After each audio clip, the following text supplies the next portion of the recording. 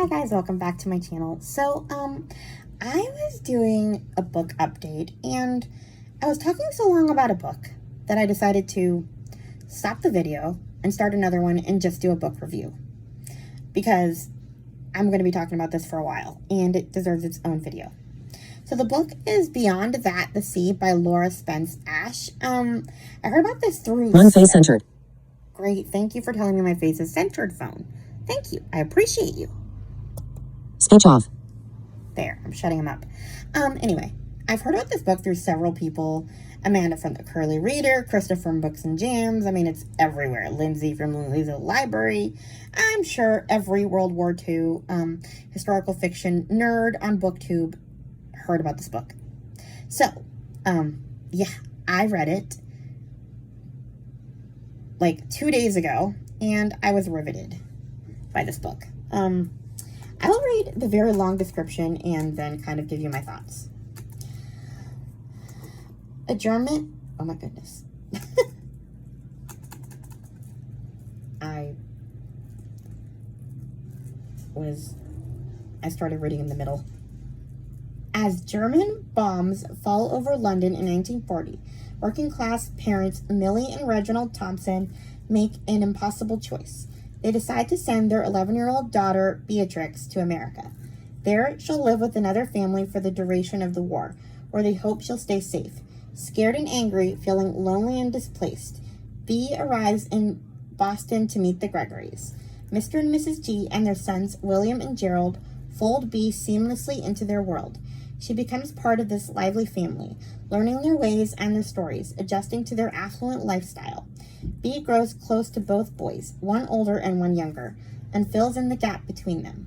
Before long, before she even realizes it, life with the Gregorys feels more natural to her than the quiet, spared life with her own parents back in England.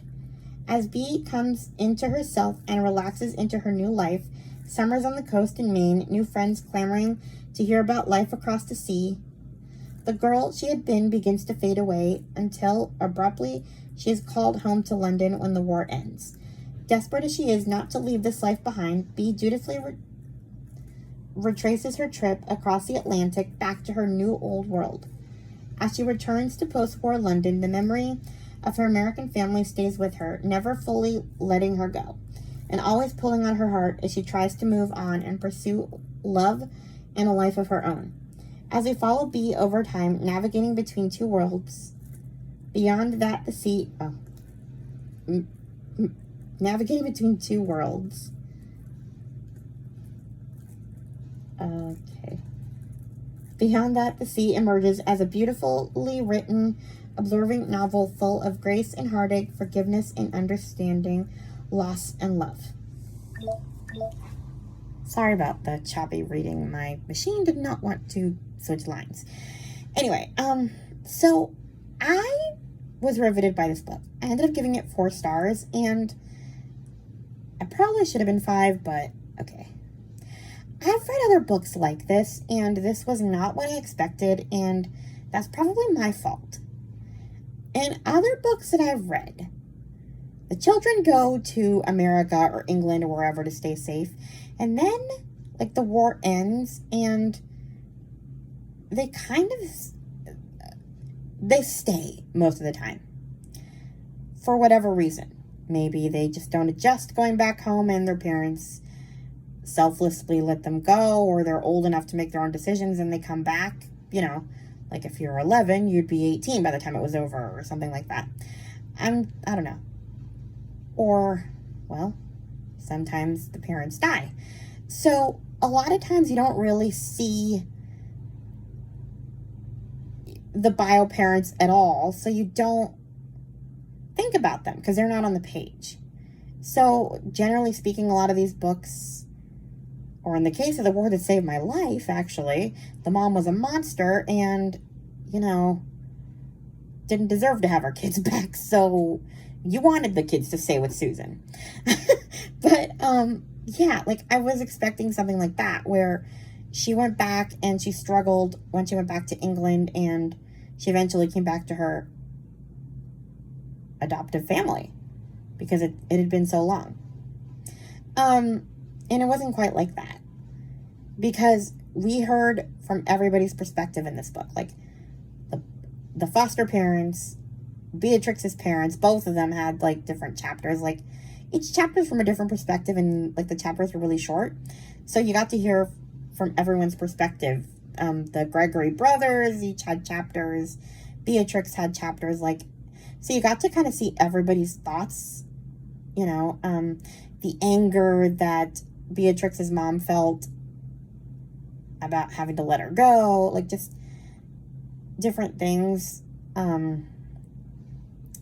And then, like, I mean, the Gregory sound great from the description I read to you, and they are, like, I love them, but they're, like, just, I guess what I didn't expect was how flawed everybody in this book was going to be, and it was probably a good thing they were that flawed, because it's realistic. It's more realistic than probably anything I've read like this, because it's not all about found family and we'll live happily ever after in this new Brady Bunch family we made. A new family out of terrible circumstances. I don't know. I mean, I think they were a family. Like, they became a family and they always stayed a family in this book. But, like, for one thing, Beatrix was 11 when she came to them, to the Gregorys. So it wasn't like she was 4. And I would feel like this unfairness at her having to be ripped away from them when she's 10. She was 11, and I think she was like 17 or 18 when she went home. So she was at least able to understand why she was able to go home. So I wasn't as sad as I thought I would be when she went home. But yeah, like, you kind of got to see the struggle that everybody had while Beatrix was there, you know, with her bio parents. And then, like, the foster parents had their own issues too. I mean, their marriage was not great. The Gregorys. Like, this girl comes in and she sees that they sleep in separate beds, and she's like, that ain't normal. My parents sleep in the same bed. And the brothers insist that that's just an American thing, which is completely not true. I mean, unless you live in an I Love Lucy world.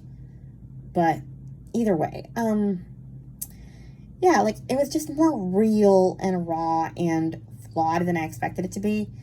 And some of the decisions the characters made were yikes. But, like, I mean, I think the way it all came together in the end was good. Like, I appreciated how Beatrix and her mom kind of came to terms with what happened. You know, her bio mom, real mom. You know, they had a bad relationship for years, and, like, how they, I guess, sort of fixed it. It was realistic. And just, I don't know. I really enjoyed the book a lot, even though it was not what I expected it to be. I thought it would be more sappy than it was. This is not a sappy book, so if you're looking for Annie, you're not going to find it in this book. Like, you're not going to find an easy path to found family here. But I think that it was still good.